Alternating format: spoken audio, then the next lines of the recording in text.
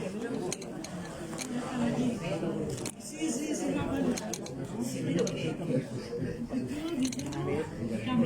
años de vida.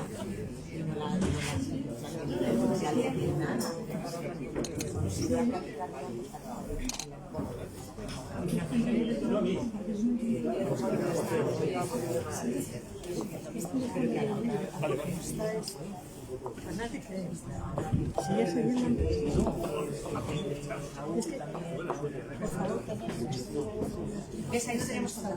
Es que no se entiende y ya retomamos.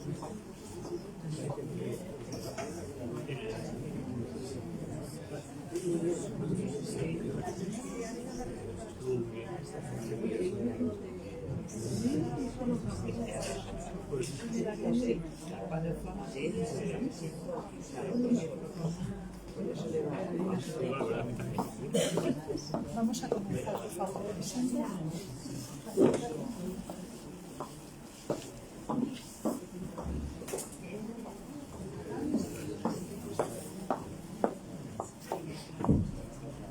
Sí.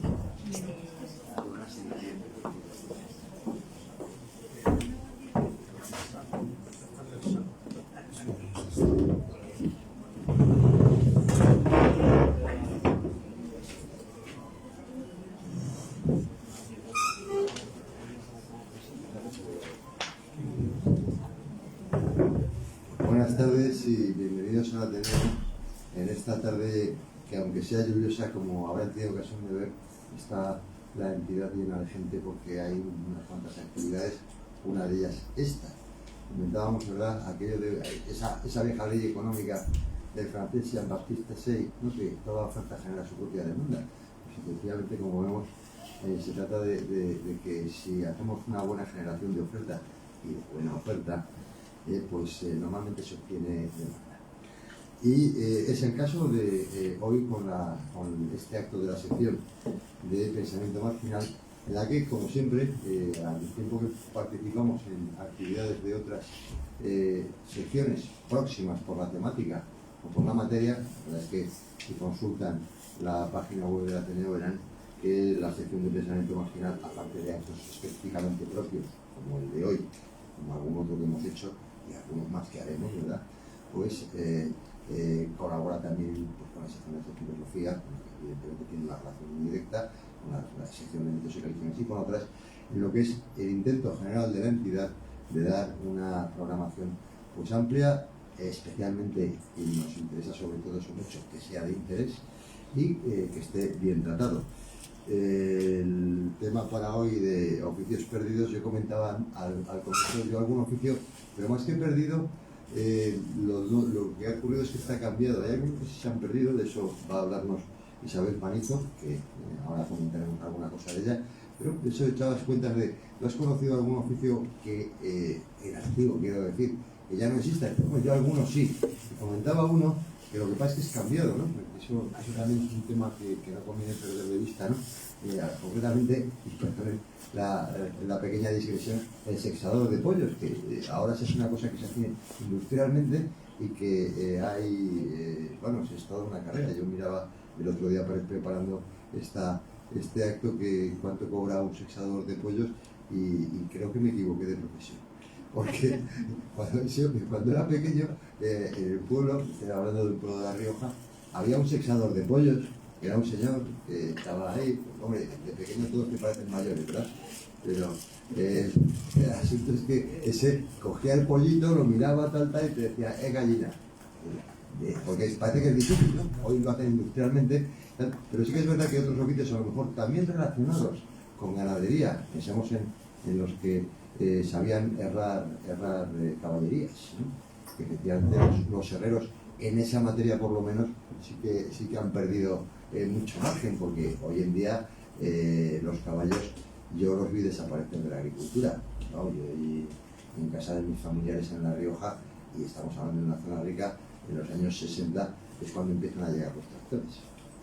Hasta ese momento se hacían las labores de campo, incluso viajes cortos en carros con mulas. Normalmente los caballos no son tan útiles como la gente se cree, aunque tengan la leyenda bonita que tienen, para trabajar eran bastante más interesantes las mulas. Pero en fin, tenemos a Isabel Panizo, que es persona, pintora interdisciplinar. Eres pintora y además eres persona interdisciplinar, porque efectivamente Isabel Panizo es animadora cultural, tiene carrera de publicidad y marketing, y sobre todo ha sido una persona que se ha dedicado a hacer creaciones, yo creo que en un sentido amplio, ¿no? Realmente su pasión por la pintura, y algo vemos aquí en lo que se ha puesto para decorar este estrado, pues se trata de, en fin, dice ella literalmente cosas como pinceladas narrativas caracterizadas por un delicado e intenso simbolismo, poesía, historia, creatividad, que nos hacen evocar y viajar. Yo realmente pondría el tema, viendo un poco su trayectoria, el tema en el acento donde lo he puesto, en la creatividad, porque ha recorrido exposiciones en Europa, en general, en España, Italia, en París, en Toledo, algunas cosas destacadas como la española Pasarela Fashion Week, Museo del Ferrocarril, Premio Madrid, Magazine 22 a su trayectoria profesional, y tiene una cosa que a mí me ha llamado la atención, que no es el tema de hoy, pero como seguro que contamos contigo en alguna otra ocasión, me tienes que explicar eso de lo que son cuadros haikus, por ser la única artista internacional con serie de poemas clásicos japoneses, charlas en exposiciones de su serie Mitología Japonesa y ponencia... No, pero estoy mezclando cosas. Me ha impresionado porque yo el haiku creía que era un género literario única y exclusivamente, algo leído, pero como ves, mucho no ha debido ser. Perseveraré. Y esperamos que nos funcione bien tanto este acto como sucesivos encuentros que tengamos con Isabel y sucesivos encuentros que tengamos con otros temas desde la sección que vicepreside Virginia de César Garra, persona, en fin, también yo creo que con trayectoria más que conocida y reconocida en el Ateneo, de la que podemos decir, aparte de saber que estás aquí y que se cuenta contigo como siempre, pues poco. Seguimos contando y seguiremos contando y seguiremos haciendo cosas. Y desde luego muy bienvenida a todos ustedes, que son los que dan sentido realmente no solo a la actividad de hoy, sino al esfuerzo y al empeño que pone el Ateneo en hacer todos los días una oferta cultural amplia, diversa y para el más amplio público, que tenga además interés en temas para conocer con cierta profundidad. Poco es esa labor en la que hacemos difusión de la cultura, pero también con pretensión ilustradora. Muy buenas tardes, muy bienvenidos, y le paso la palabra a Brígida para que empiece la. Bienvenidos. Muchas gracias, Pedro. Muchas gracias a las personas que estáis aquí, porque sin vosotros la verdad es que tampoco sería posible ni se disfrutaría tanto de este acto. Como bien ha dicho Pedro, soy Brígida y mi intención constante, bueno, me conocen como Brigitte también, seguramente Isabel me dirá Brigitte. Evidentemente estamos en la Casa de la Cultura, y para aquellos que no lo conocéis, espero que esto solo sea el principio de un gran amor, como me ocurrió a mí cuando conocí el Ateneo de Madrid. Y en este caso, como ya vemos, la protagonista es Isabel, y tengo que darte la bienvenida. Bueno, primero darte las gracias por estar aquí y ofrecernos pues una tarde como esta, llena de arte. Y te doy la bienvenida. Muchas gracias. Perdón, que no me oigo. Ahora sí. Muchas gracias, Brigitte de Fred, y por supuesto a Pedro López Arriba. Estar aquí para mí es un lujo soñado, porque al fin y al cabo es un templo cultural, como todos sabemos, donde nos podemos expresar y muy digna. Y por supuesto a vosotros doble gracias por estar aquí, que sabemos que hay una oferta cultural muy grande en Madrid, de exposiciones, de teatro, de absolutamente todo. Y bueno, y el temporal, etcétera. O sea, es un honor para mí teneros, os lo digo de verdad. Gracias. Bueno, repito unas palabras tuyas, como crear, ilusionarme, documentarme, escribir y compartirlo con todos nosotros. Isabel, ¿qué te ha inspirado para crear y compartir precisamente esta obra, Tus oficios perdidos? Bueno, a ver, esta obra pertenece a mi serie que algunos conocéis, que es El Arte Nuestro. Es un trabajo artístico de 3 años y bueno, pues dedico días enteros a documentarme. O sea, el 80% casi de toda mi obra siempre es estudio, historia, acudir a bibliotecas, a museos y bueno, pues viendo fotos de los archivos que tienen las bibliotecas, vi una del Sereno y ahí surgió toda la conexión. Yo tengo que reconocer que me ha sorprendido muchísimo todo lo que estoy descubriendo de ellos, porque continúo y esta obra de Santillana, por supuesto, no dejan de ser pues, los grandes trovadores que nos preceden. Es al fin y al cabo, pues, todas esas peripecias, esa capacidad de adaptación, anécdotas, frases que han dado, yo diría que la vuelta al mundo, frases, anécdotas, es algo que bueno, pues que a mí estos personajes me han enseñado mucho. Estupendo. A ver, como artistas siempre se tienen referentes. Son los que van dando luces para ir desarrollando un sello propio, el cual es evidente que lo has creado. En este sentido, Isabel, ¿qué o quién te ha influenciado para desarrollar esta obra? Bueno, esta obra en concreto de Oficios Perdidos va desde el siglo XVI, es una joya que llega hasta el siglo XX. Entonces, por supuesto, ¿qué os voy a decir? Leer muchísimo, repasé otra vez a Galdós, que describe como nadie esas pinceladas narrativas del siglo XIX, ya sabéis. Por supuesto, ir a museos, Goya, Velázquez, es un referente para mí, siempre lo ha sido, exposiciones, todo, o sea, al final el arte ya sabes que está ligado a la cultura. Y como artista pues leo todo lo que me llega y ojo, no pretendo dar una clase magistral de historia ni en ese momento. Muy interesante. Mencionas que te inspira a contar historias a través de tus obras. ¿Qué camino transitas para llegar a contar esas historias con ese alma que tú le pones? Bien, a ver, pues, una vez que identifico el personaje es fundamental para mí empatizar con él, estudiarlo. Realmente en este caso pues lo ubico en el tiempo y en las costumbres, porque todo, sí que tengo que decir que toda esta obra está basada en la historia en hechos reales. Entonces a mí me da mucha seguridad cuando comienzo a pintar, tener esa historia verídica en la cabeza y luego el pincel pues me lleva a años de fantasía que al final quiero crear un escenario real creativo. Estupendo. Y ahora, adentrándonos ya en tu trabajo, Artes y Oficios Perdidos, has creado una verdadera trupe de circo, porque son 9 ya los personajes que has creado, donde a cada uno cuentas su historia, ¿no? Y como tú misma los describes, cuéntanos, ¿por qué esa trupe?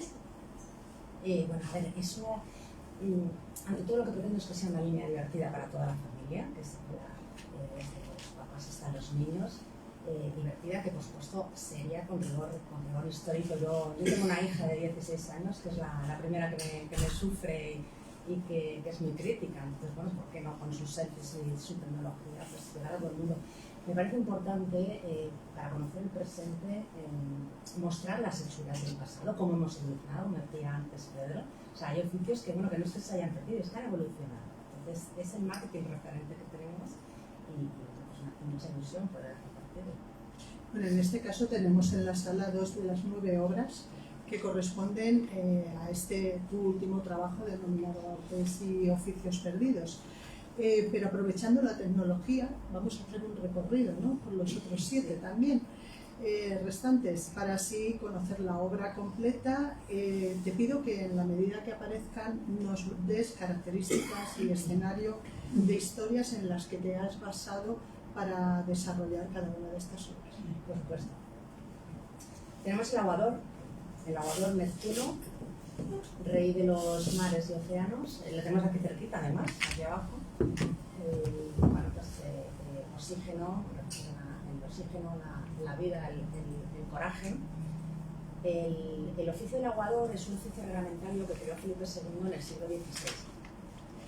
Entonces, son 500 años de oficio reglamentario. Fíjate si fue su figura importante en estos vendedores ambulantes, porque hasta bien entrado el siglo XX, es curioso, no tuvimos agua corriente. Pero el gesto que hacemos ahora alegremente de abrir el grifo no ocurrió hasta bien entrado el siglo XX. Entonces, a cada uno se le asignaba una fuente, iban con sus cántaras enormes, llenaban el agua, entonces se lo reclamaba y ellos iban a vender el agua. O sea, el agua se compraba. ¿Y esa escalera de caracol en qué te has inspirado? ¿Qué representa? Bueno, esa escalera de caracol es un poco representada la ruta que tenían que hacer. Imagínate, casa sin ascensor, un coche con las cántaras apuestas. O sea, yo he querido reflejar ahí ese periplo que por supuesto de economía nada, pues, imagínate, pues bueno, hasta qué punto pues lo ha sacrificado de esto. Y luego aquí, bueno, pues tenemos las fuentes. Sí, esta en concreto, esta fuente que podéis, no sé si se ve, ¿no? Sí. La fuente de los Galápagos. Esta fuente estaba en la Puerta del Sol, ahora está justamente en el Retiro, y bueno, la creó Antonio Palacios, la diseñó, y aquí porque tenemos a Poseidón, el rey de los mares y océanos tan beligerantes, siempre es una figura que se representa así, muy combativo, y me pidió crearlo en un escenario tan duro como fue para España como la guerra civil. Este cuadro está ambientado en el 1936. Qué interesante. Ahora nos vas a mostrar el oficio de las vaquerías, ¿no? Y las lecherías. Sí, las vaquerías y las lecherías. Sí, que todavía las hemos conocido, ¿verdad? Muchos jóvenes. Sí. Bueno, a ver, aquí tenemos, volviendo a, bueno, a mí. El número 19 de Prado, donde está la galería nuestra. Sí. Eso era una vaquería. ¿Era una vaquería? Ah, no lo sabía, qué curioso. Donde está la galería de arte, exactamente. Sí. Lo cual, fíjate. Toda esa información me viene muy bien, toda esa información que me deis, porque Si quiero buscas seguir. fotos antiguas. Sí, pues vamos, encantada. Bueno, aquí tenemos, pues es una vaca loca, se dice con mi línea que decía antes, pues de cómica e irónica, una vaca loca. Las vaquerías vienen del siglo XIX hasta más o menos los años 70. Si recordáis, eran locales con unos mostradores que dispensaban la leche en unas lecheritas que todos conservamos como Oro en palmo, perdón, en paño, ya no sé lo que digo. Y bueno, y al fondo estaban los establos con las vaquitas. Entonces, bueno, pues aquí, por ejemplo, ese tío vivo que ahora os cuento un poquito porque a qué viene, ¿vale?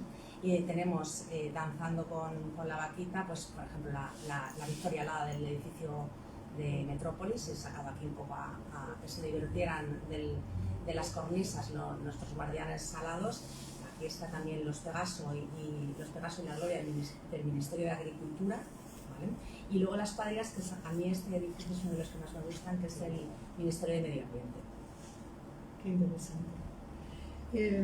De hecho, todavía se conservan frases, como has dicho, has hecho referencia antes, como que ya han pasado las burritas de leche, ¿no? Sí, eso me decía mi madre, que ya ha pasado lo mío. Sí.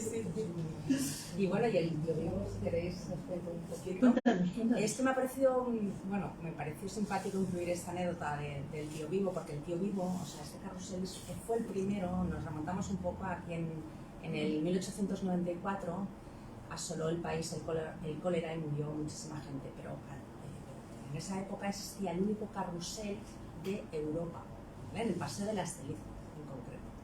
Entonces el que lo regentaba era el tío Esteban y murió con el cólera. Y cuando le fueron a dar sepultura, esto es absolutamente cierto, se levantó y dijo que estoy vivo. Y entonces por eso se llama el tío vivo. Y a raíz de ahí la mayor atracción fue ir a verle con fines esotéricos, porque la gente, claro, se desmayó. Imagínate en el 1894 lo que pasaba, y eso fue lo que le dio la fama realmente. ¿Cuántas cosas nos desconocemos y a dónde puede llegar una pintora con ese trabajo de investigación? Concretamente, Isabel, que creo que a todos nos gusta que nos cuenten historias. Ahora nos vas a hablar de un cuadro que sé que para ti es muy especial, en el que has puesto mucha de esa alma que comentábamos antes. Cuéntanos. La cerillera. Bueno, la cerillera, aquí tenemos a la mujer barbuda, pues una valentía también y un coraje de mostrar una sexualidad distinta que al fin y al cabo pues no ha nacido en el cuerpo adecuado. Y bueno, pues las cerilleras, si recordáis, en el siglo XIX, o sea, iban con unas cajitas, si recordáis, no estábamos allí, pero bueno, con las referencias que tenemos, por supuesto, iban con unas cajitas de madera, vendían las cerillas y los cigarrillos 1 a 1, antes se compraban 1 a 1, ¿te acuerdas? Sí, o sea, era así. Y bueno, pues esto, pues, al final se ponían en las esquinas de los teatros, de los cines, de los lugares concurridos para bueno, pues la gente que pasara, no existían los estantes, al fin y al cabo. Y es curioso porque este cuadro expresa un gran contraste, ¿no?, entre la tristeza y la alegría. De hecho, la parte de abajo, dinos qué representa. Bueno, aquí fundiéndose con el busto de la cerillera, intenté fundir las cortinas del terciopelo. Aquí nos remontamos al 1860, comienza la moda de los teatros líricos, que eran los café teatros, donde la gente, bueno, iban damas de alta alcurnia a ver y ser vistas, se disfrazaban los señores también para que luego no se les reconocieran. Y entonces, bueno, pues haciendo aquí, bueno, este teatro en concreto existió, o sea, era el Teatro Capellanes, que estaba situado en la Plaza de las Descalzas Reales, justo donde está ahora mismo el Corte Inglés de Preciados, donde ponen Cortilandia para los que seáis de Madrid. Y luego, bueno, aquí esta corona de espinas que veis, que representa, pues, bueno, pues, todo lo que sufrieron los gays y el desprecio y el odio, y por eso ella está llorando, porque también lo he fundido un poco con el cuento de Anderson de la cerillera, que es un cuento muy bonito pero muy triste, que al final ella no puede vender todos los fósforos esa noche y muere de frío. Entonces, bueno, son los contrastes que a veces tiene. Sí, así es, y tantos. Y ahora pasamos a otro bien distinto, el colchonero, que casi da un poquito de miedo con ese Drácula que nos...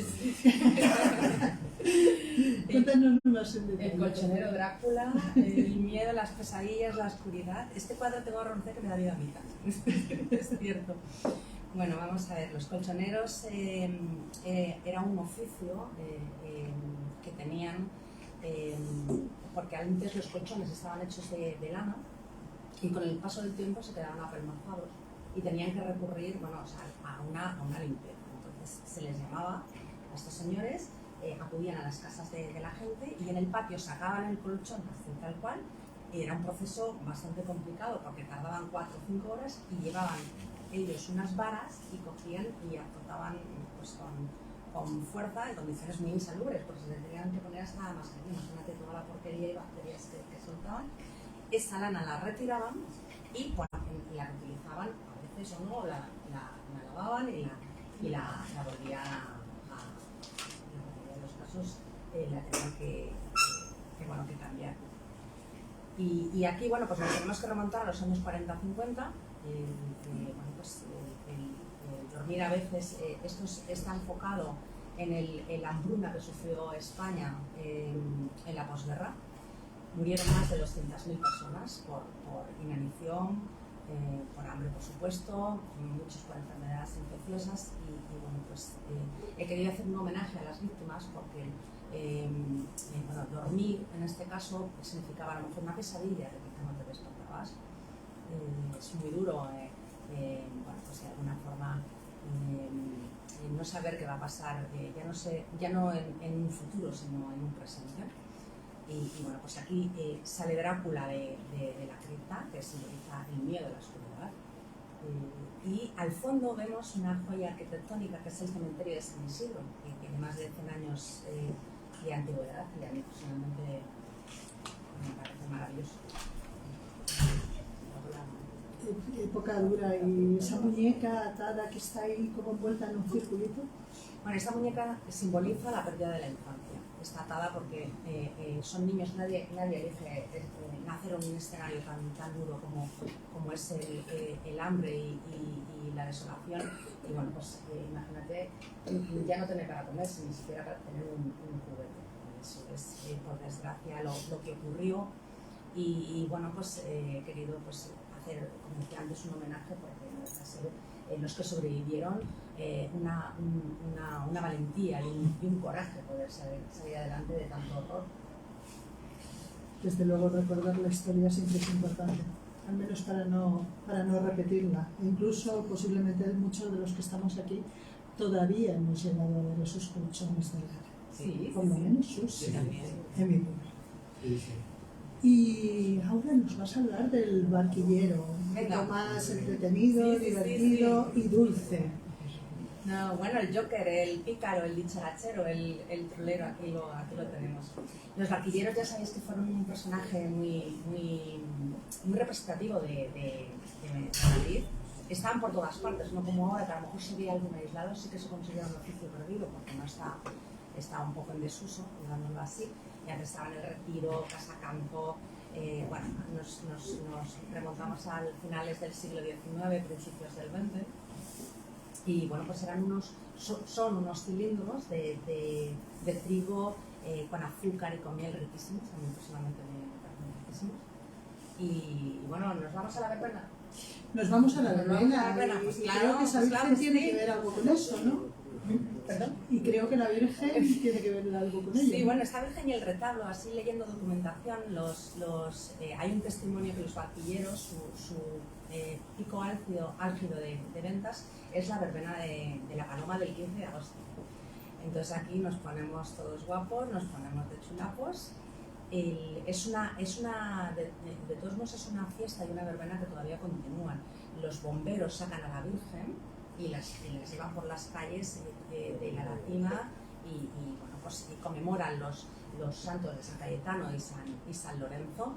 Todos las corralas y pero los balcones de vista a la calle los ponen con mantones de Manila, todo muy alegre, muy colorista. Y bueno, pues en este caso el Joker, ¿por qué? Porque yo recuerdo, esto ya son recuerdos también que tiene cada uno y sus anécdotas. Mi padre cuando era pequeña y me llevaba a comprarme algún barquillo, a mí siempre me salía el 1. Entonces siempre pensé, o sea, sabes que las barquilleras arriba es donde llevan la rueda y digo, a mí siempre me sale el 1. Siempre pensé que había un poco de picardía y trampa.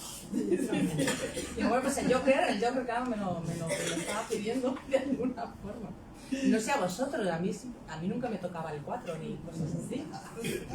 Bueno, como decimos, el clavo ese, el que era el clavo, ¿no? Que se llamaba el clavo, estaba trucado, ¿no? Como decimos en los campos esotéricos, quizás te estaba ya dando una señal de que ibas a ser una número 1.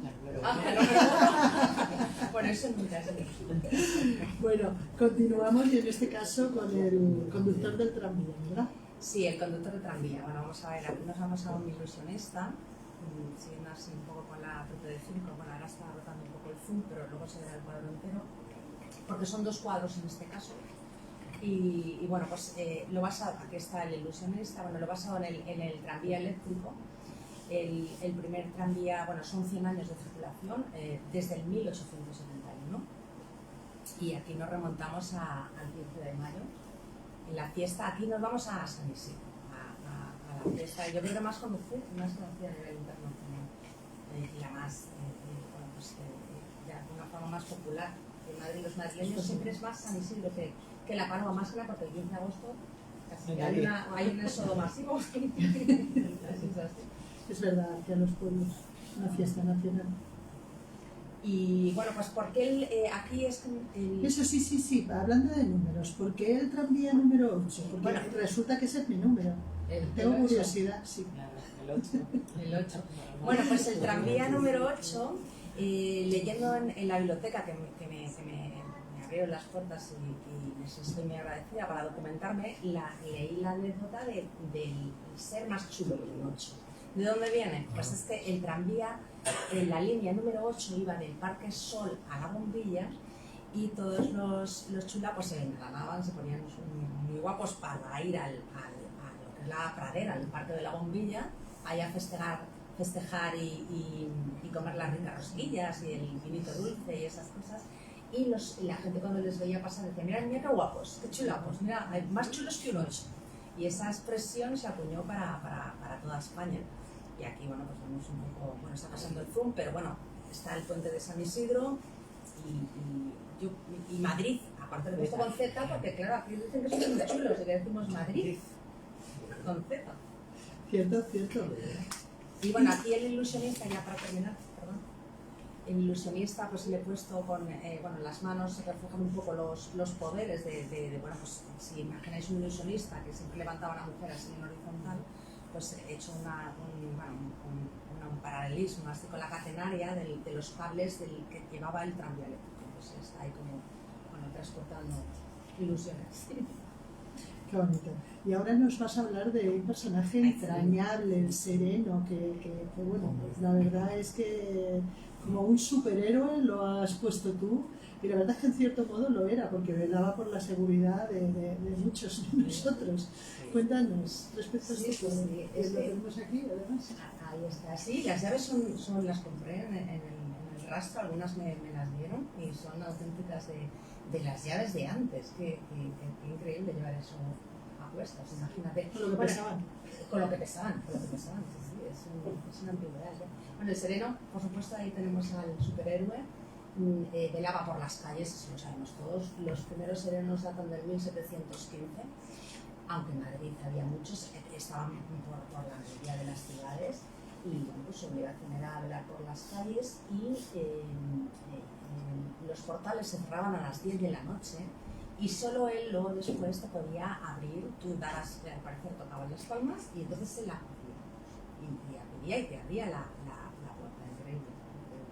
Y increíble ahora para bueno, pues un poco lo que antes era seguridad, pues igual ahora parecería un poco el encarcelamiento, ¿no? Que no tengas tu libertad y luego entre otras funciones ellos daban la hora para hacer la ronda, y a las 11 de la noche se os oía, son las 11:15 y sereno, sí. O nublado o lluvioso, y es esto. De ahí viene la típica frase, ¿no? No me tomes por el pito del sereno. No me tomes por el pito del sereno, sí, totalmente. Y luego hay otra frase que a mí bueno, que la palabra sereno de sustantivo la pasa en adjetivo. O sea, estar sereno viene también del sereno, porque era una imagen de un hombre pues, que daba tranquilidad, seguridad. O sea, estar sereno viene de este oficio. Y aquí nos adentramos en el siglo XIX, lo reflejado bueno, pues con la llegada de la Ilustración. Detrás aquí tenemos la iglesia de San Miguel, el arco del triunfo cuando llega Carlos III de Nápoles a España. Pues ya sabes que le festejaron por todo lo alto con el arco del triunfo. Y bueno, pues empiezan los primeros oficios, pero solo las mujeres de la nobleza podían estudiar. Pero por suerte ya se empieza a concebir, aparecieron los primeros oficios, se podía acudir a clase, que la idea de la cultura daba felicidad. Por suerte, ya íbamos por el buen camino. Ya íbamos por el buen camino. Y continuamos con esta exposición de artes y ahora ya queda poquito. Los mieleros, que nos recuerda mucho a lo rural, ¿verdad? Sí, a mí me encantan los mieleros. Por favor, para mí son los juglares de la época, los periodistas que con ese desparpajo llegaban del campo a traernos. Bueno, yo digo los juglares porque bueno, pues en el siglo XIX, a propósito también de las condiciones, bueno, que la conciencia que había antes, con 14 años estos niños salían en septiembre de la Alcarria, de Guadalajara, con la miel a cuestas y los quesitos, y no volvían a lo mejor hasta que no pasaba un año. Se adentraban en su periplo por las grandes ciudades y bueno, pues eran muy dicharacheros, iban vestidos, si te fijas, siempre para que se les asociara al campo, con alpargatas, con una camisa así como de cuadros, el pantalón de pana, y eran muy alegres. Iban con una pesa, no sé si os acordáis, la romana, que a veces yo lo sí, veo. La romana, todavía se ve alguna. Pues con la romana y bueno, pues a mí desde luego, como me gusta tanto la miel. Bueno, esto nos recuerda pues lo ligadas que estaban las ciudades a lo rural, a los pueblos, sí. En cierto modo, que quizá tendríamos que recordar. Bueno, aquí yo me gustaría hacer, siempre intento hacer un poco paralelismo con el ayer y hoy, bueno, pues un llamamiento a que todos podríamos cuidar un poco más el ecosistema que tenemos la abeja reina, porque como sabéis nos estamos quedando sin abejas y son los principales agentes polinizadores, y las abejas, bueno, se acaban muchas cosas, claro, se acaba la vida, eso es. Y bueno, pues aquí lo he ambientado en los años 20. Esta posada es la más antigua de Madrid, data del 1610. Cervantes corría por ahí, pasaba, podemos decir eso. El templete simula, no es real, ahora mismo está allí, está presente. El cuarto centenario del descubrimiento de América. Y estos edificios, Cinzano y González Díaz, era como estaba en parte de los edificios de los años 20 de la Puerta del Sol. González Díaz fue la primera bodega y luego ya pasó a Tío Pepe. Sí, pero primero era González Díaz. Y esta posada costaba una peseta, por eso es la más antigua y pudo subsistir porque estaba muy cerca de Sol, era tránsito del pueblo y la ciudad, y por eso... Posada del Peine, sí, aparte podemos disfrutar de ella. En la calle Posta, sí, es preciosa, primero la fachada, es verdad. Exactamente. Bueno, y ahora digamos que vamos un poco más a la modernidad, porque nos vas a hablar de las telefonistas, aunque sí que es cierto que, fíjate, siendo de las más modernas dentro de estos oficios, pues prácticamente desaparecieron muy rápido, ¿no? Porque la tecnología avanza y en este caso es una profesión que se llevó el tiempo como muy rápido, ¿verdad? Bueno, a ver, yo estoy muy orgullosa de las telefonistas, aquí las tenemos como damas de orquesta, o sea, al fin y al cabo significó una auténtica revolución social, porque eran de las primeras mujeres con formación, porque en el campo trabajaba la mayoría, y en su casa, no deja de ser otro trabajo no remunerado, pero en este caso eran las primeras mujeres con formación que salían. Estamos hablando de finales del siglo XIX y la última centralita fue en 1988, en las Alpujarras. Pero lo que sí que hay que...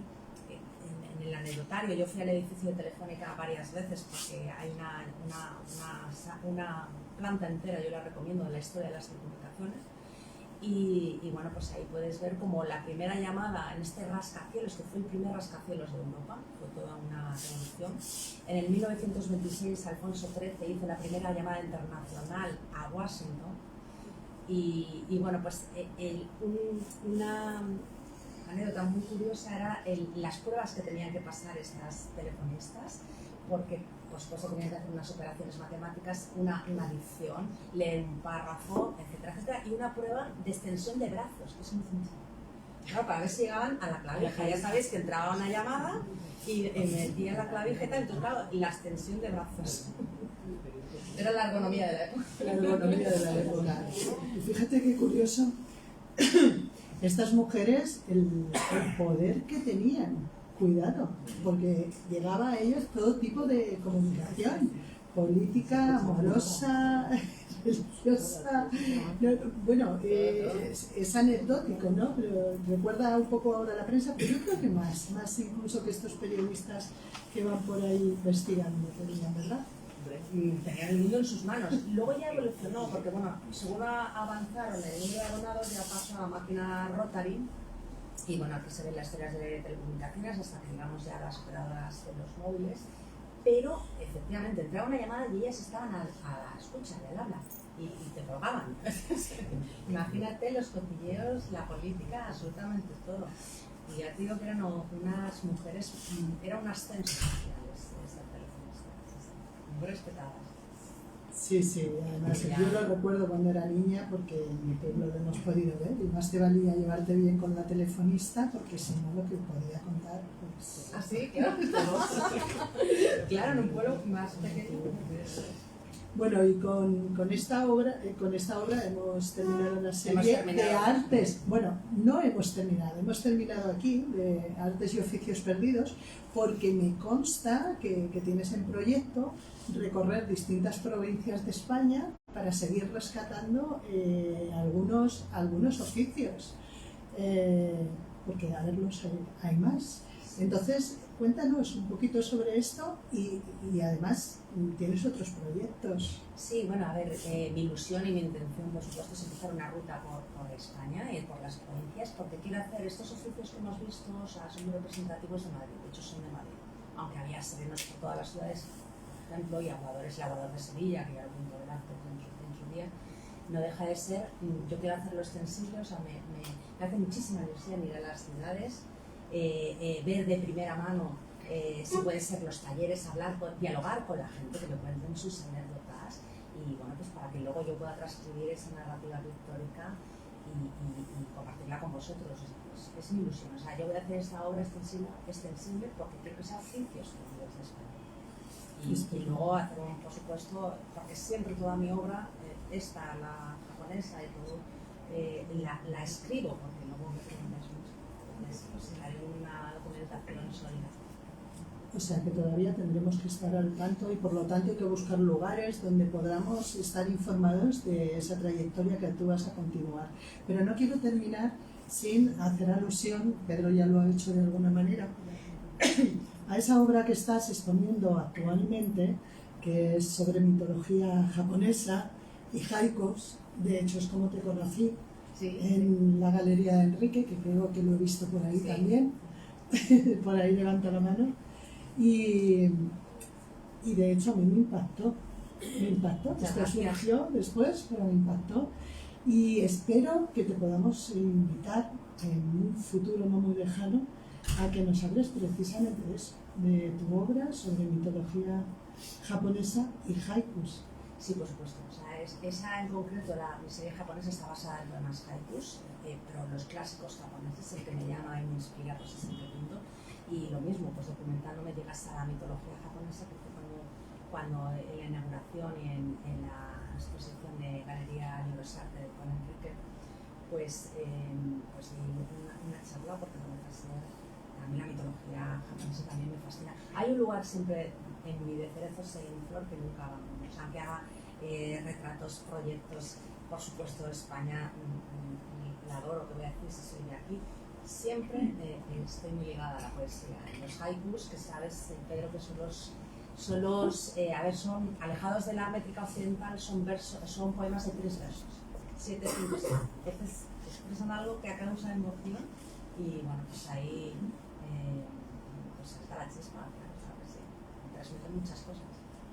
Pues estupendo, vamos acabando ya. Ahora, eso sí, vamos a abrir un turno de preguntas por si alguno de vosotros o de vosotras queréis hacerle alguna pregunta. De hecho, tenemos aquí un ateneísta de Solera, Arturo, que lo primero que me ha preguntado, oye, ¿de dónde es? Y le he dicho, de Madrid. ¿Pero de dónde de Madrid? Porque le contestes la pregunta ya. Y ya, Pedro, te incorporas, vienes con nosotros y nos dices dónde te podemos encontrar. Bueno, me podéis encontrar, mi Instagram es artepanizo y por supuesto estaría encantada que me escribierais para decirme pues, el oficio que recordéis, las anécdotas, todo me vale, porque luego yo voy a hacer una documentación, por supuesto pictórica, pero basada en todo lo que vaya descubriendo, o sea, que todo lo que me llegue, bienvenido sea, por favor. ¿Que dónde soy? Yo soy de Madrid, yo nací en el Hospital de la Paloma. Sí, mi madre es de Madrid y mi padre es de León. Y mi abuela de Madrid también, no soy gata. ¿Dónde quedaba el de la Paloma? El Instituto de Ciudad Universitaria, el Centro de Santa Elena. Ella había una maternidad. Sí, está, ¿no? De Santa Elena y Santa Elena. Sí. Bueno, pues aparte de satisfacer la curiosidad de Arturo, que ya lo hemos hecho, no es el único socio que hay en esta sala y no hace falta ser socio para hacer una pregunta. O sea que adelante. Yo sí aprovecharía mientras alguien piensa, si quiere preguntar algo, para hacer una recomendación. Yo he echado de menos algunos oficios que nacieron y murieron en el siglo XX. Te pongo un ejemplo, ascensorista. Sí, mira, ascensoristas, el pregonero, no el que conocemos ahora, el pregonero de pregón, y cortador de hielo. Y cortadores de hielo, pero son muy del siglo... Pero ya me llamaron para otras cosas. Pero un pregonero es más antiguo. El ascensorista nace en el siglo XX y desaparece en el siglo XX. Sí. Hay algunos más, Sí, de hecho lo tenía muy en mente. Gracias por hablar. ¿Alguien quisiera hacer alguna adelante, por favor? Yo me puse delante de un caballete en el 2016. Antes, bueno, pues yo trabajaba en la empresa privada, en una multinacional de marketing y publicidad, y bueno, pues al final hay necesidades alimentarias, todos lo sabemos, pero por la noche me ponía a pintar. Hacía un laboratorio un poco de transformaciones de la rutina que supone el día a día y era, pues, bueno, para mí mágico que llegara ese momento por la noche. ¿Tenías ese don o aprendiste en una escuela? Yo fui a una escuela. Bueno, aquí está mi profesor de ahora. Yo sigo yendo, yo no dejo de aprender, nunca hay que dejar de aprender y sobre todo relacionarme con mis compañeros, yo sigo dando clase, aprendiendo porque bueno, al final lo que ocurre es que nos dispersamos, o sea, es importante que te reconduzcan un poco y siempre se aprende, por supuesto que sí. Empecé en el 2016, anteriormente pues, no me... ¿Tuviste ese don?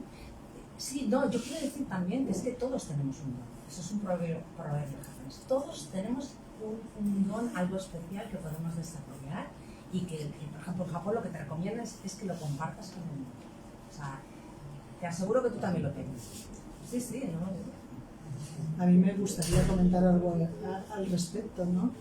Porque la profesión que yo tengo, una de ellas, la verdad es que siempre me preguntan eso. ¿Tú tienes ese don? ¿Has nacido con ese don? Y estoy totalmente de acuerdo con Isabel. Todos nacemos con algún tipo de don, pero indudablemente no hay que obviar nunca la formación y el conocimiento al respecto, porque es la forma de pulirlo y perfeccionarlo. Es como ese diamante en bruto que pulimos, ¿verdad? Con esa formación.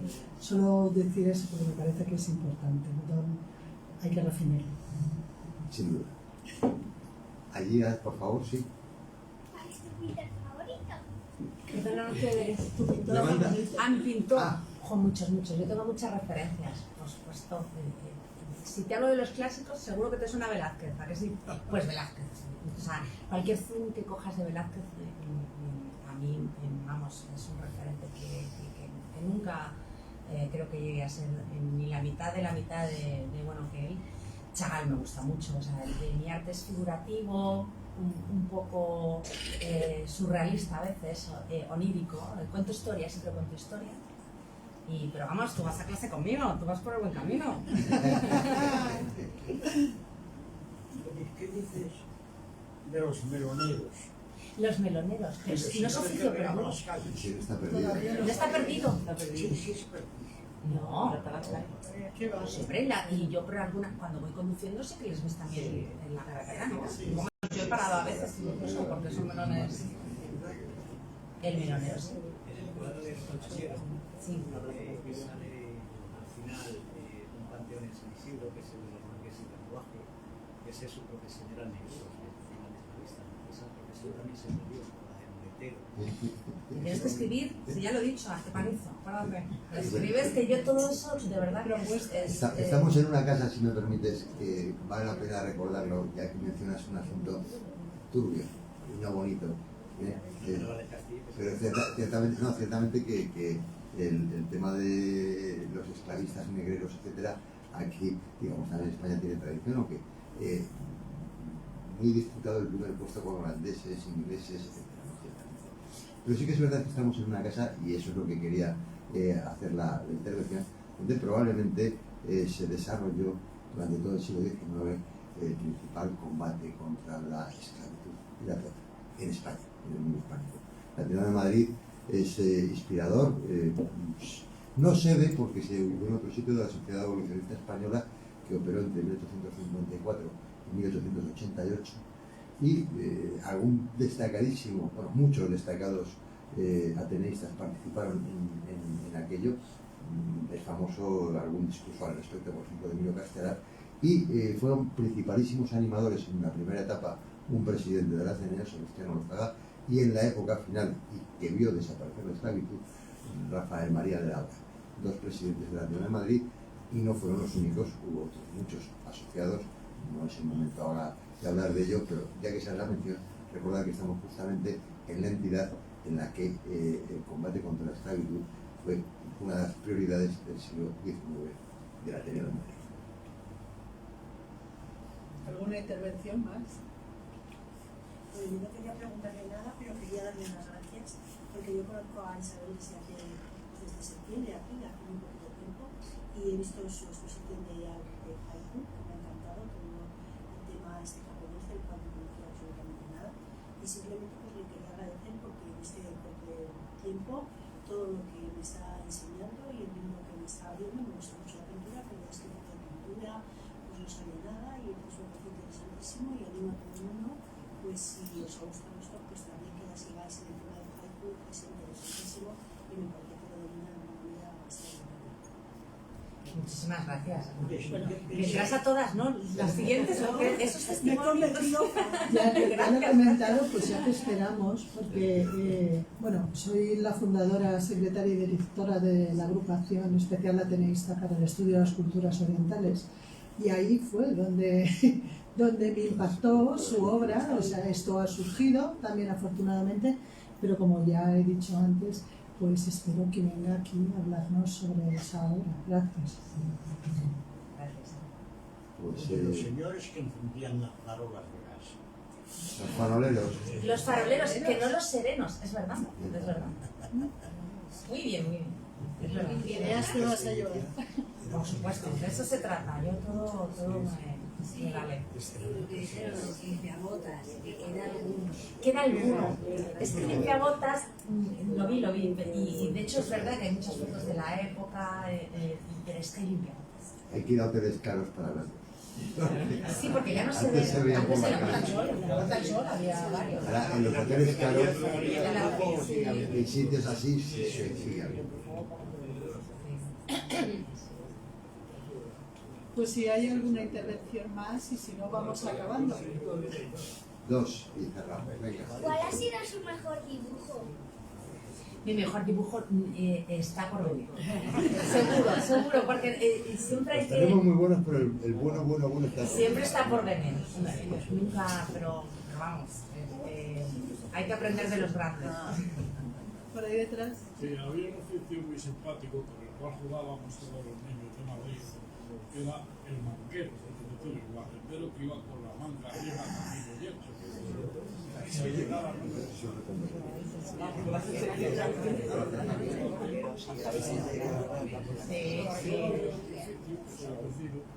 que era en aquella época que no se jugaba nada en Madrid, ni en ningún otro sitio, que era el soldador, es decir, el que iba por las cañas soldando los agujeros que se habían hecho las cacerolas,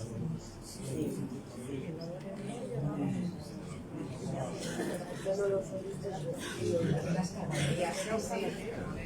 Muchas gracias. Las carrerías. Por los desolinadores de chimeneas. No sé si hay. Creo que todavía no. Pero muy cambiado.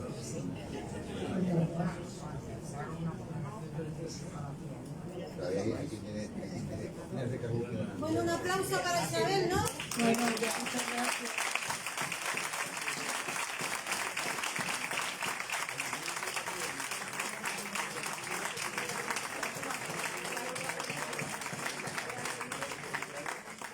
El aplauso no iba a faltar, siempre lo pido al terminar. Aprovecho para despedirnos y de verdad estamos súper contentos porque con 5 actos en el Ateneo de Madrid, que haya habido este pleno, es maravilloso. Todo un honor, Así que muchísimas gracias. reitero, los que habéis venido por primera vez, os esperamos de vuelta. Hasta Y yo pronto. volveré con la...